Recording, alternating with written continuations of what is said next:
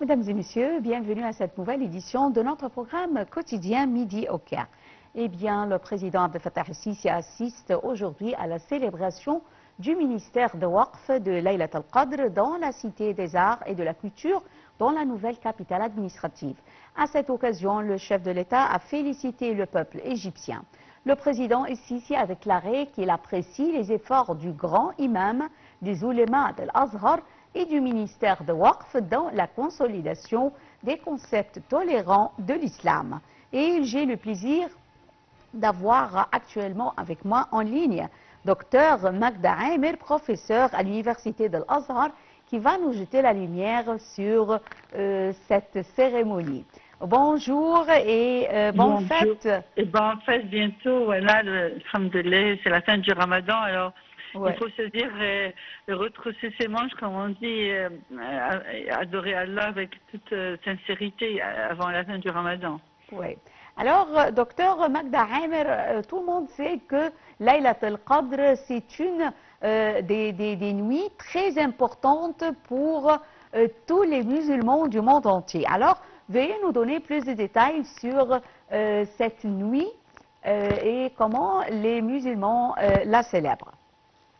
Voilà, Allah, il a juré par les 10 dernières nuits du Ramadan, durant lesquelles on commémore, comme voilà, l'Égypte aussi commémore dans certaines réunions et tout, la révélation du Coran, des tablettes préservées.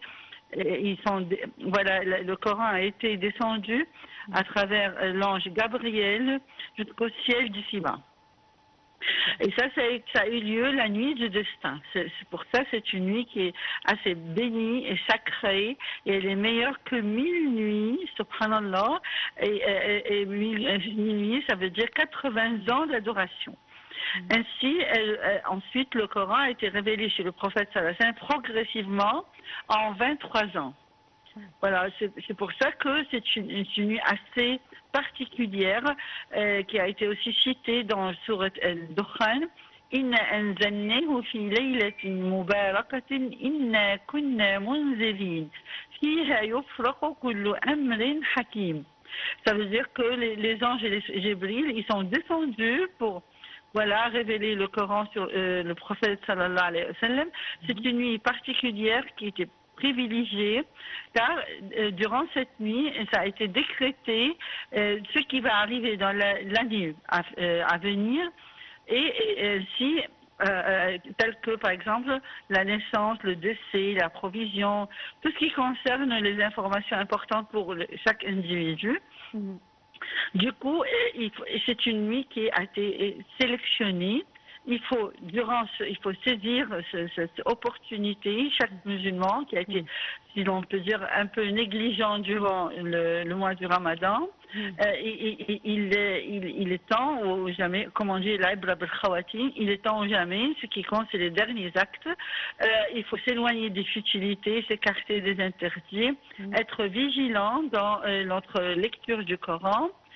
On sait que le Coran, c'est notre guide sur le chemin de droiture. Alors, il s'agit de non seulement la lecture du Coran, mais il faut développer soi-même à travers le Coran spirituellement, en imprégnant les commandements divins dans notre âme et renforcer notre foi. Ça, c'est d'une part. D'autre part, d'inculquer les commandements divins dans notre vie quotidienne.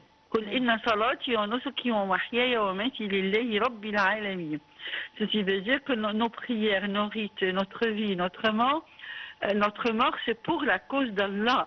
Ainsi, à la fin du Ramadan, on tire profit, on acquérit surtout la purification de notre âme, tout en aspirant, Ya Rab, Inch'Allah, qu'on récolte le fruit de notre assiduité durant l'adoration sincère, et c'est que d'être parmi ceux qui sont acquittés de l'enfer. Voilà, alors là, on recommande vivement de se dévouer davantage, voilà, durant ces derniers 10 jours, voilà, il reste plus que quelques jours, on sait que c'est une des nuits impaires, wallahu a'lam, seul Allah, il est informé par la nuit du destin, et là, il faut demander le pardon Allah, Allahumma innaka afoun karim tuhibbul afwa fa'fu anna. Alors ça c'est durant les prières surrogatoires, il faut consacrer, si l'on peut, le tiers de notre nuit dans l'adoration sincère et tout, et demander le pardon et avoir le cœur présent, voilà. Et Inch'Allah, qu'Allah nous pardonne, voilà. Allah il a octroyé ces nuits énormément de bénédictions, de miséricorde, de grâce. Inch'Allah, les péchés sont expiés, les prières sont exaucées. Alors, et le nombre de pieux qui sont affranchis de l'enfer, ils sont énormes. Et ainsi, le mérite aussi est multiplié. Subhanallah. Alors là, c'est une opportunité, comme on dit,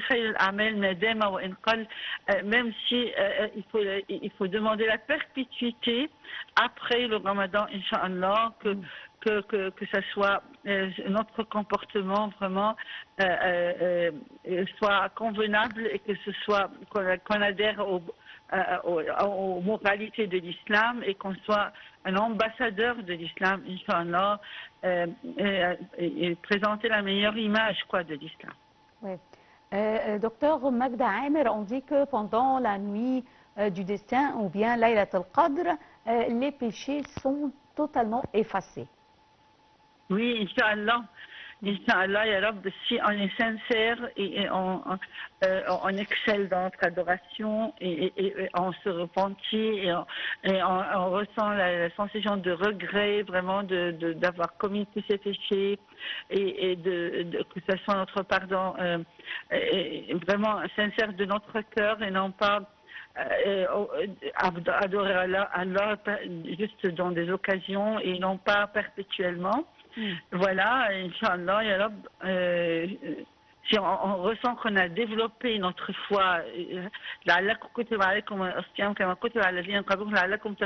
le fruit de notre jeûne, de tout le travail qu'on sursoit durant le Ramadan.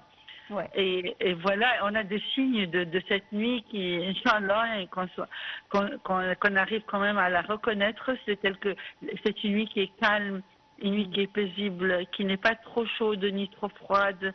Et ça commence depuis minuit jusqu'au lever du soleil, subhanallah.